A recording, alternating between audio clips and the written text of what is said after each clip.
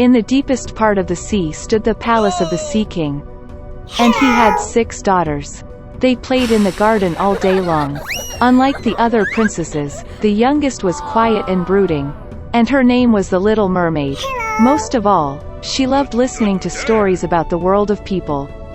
Traditionally, a mermaid could only rise to the surface for the first time in her 16th birthday. And now it's time to see the land and the youngest princess. She surfaced close to the ship, singing and music coming from the deck. This was the first time the princess saw the ship. In the cabin of the ship, the Little Mermaid noticed a handsome prince. For a long time she could not take her eyes off him. Suddenly, a violent storm began at sea. The prince's ship hit a rock and shattered into pieces. In complete darkness, lightning flashed, and the Little Mermaid saw the prince fall into the sea. She rescued him by bringing him ashore. Soon the prince was found by a girl passing by. When he woke up, he smiled at her and thanked her for saving her. The Little Mermaid became sad that the prince did not even know about her existence. She dived into the water and swam away. From her father's stories about people, the Little Mermaid knew that they considered the fishtail of mermaids to be ugly. Therefore, in order to please a person, one had to acquire 2 legs. The next day, the Little Mermaid went to the sea witch. The sorceress agreed to make a potion for her that would turn the fishtail into a pair of slender legs. The princess's gait would be graceful, but every step she took would bring unbearable pain. And if the prince married another, the Little Mermaid would turn into sea foam. In return, the witch wished to take her wonderful voice from the girl.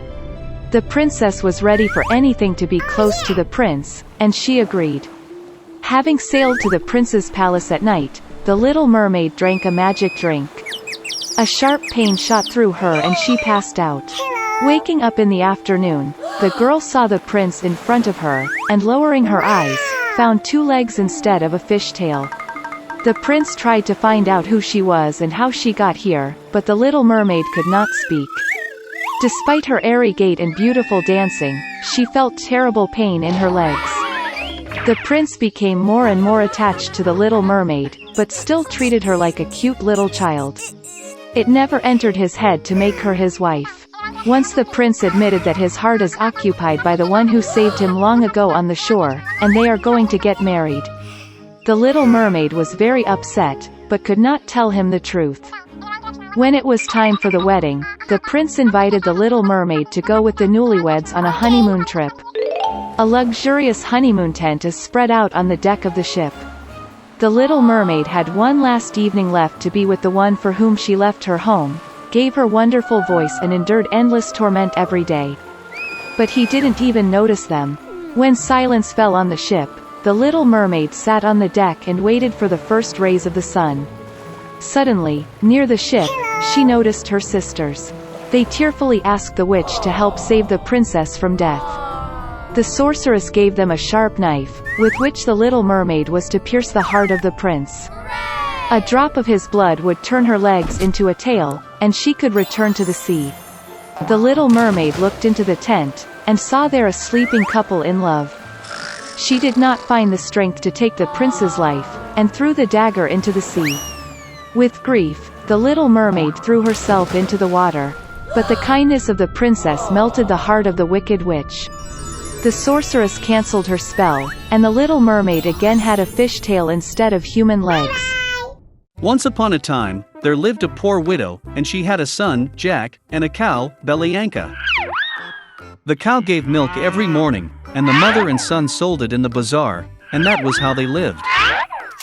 But once Belyanka did not give milk, and they did not have food. Mom decided to sell the cow and open a shop with the proceeds. Jack took the rein in his hands, and led the cow to the market. No sooner had he arrived than he met some wonderful old man. He said he would like to trade Jack's cow for beans. And with these words, he took out a handful of some strange beans from his pocket. The old man said these beans are magical.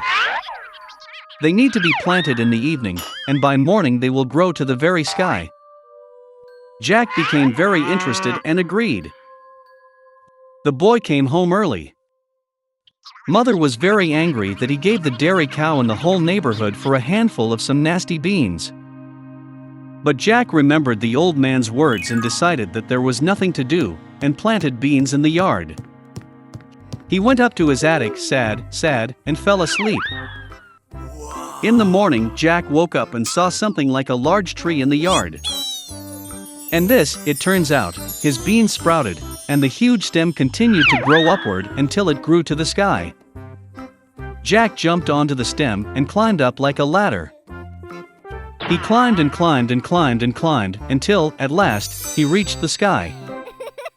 There he saw a long and wide road that led him to a huge castle. Jack went to his gate and knocked.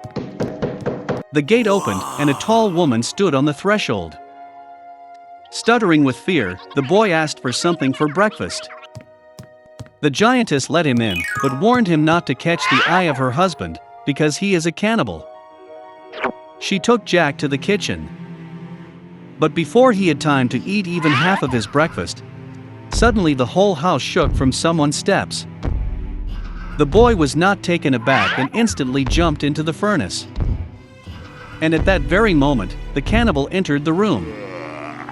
Well, he was as big as a mountain.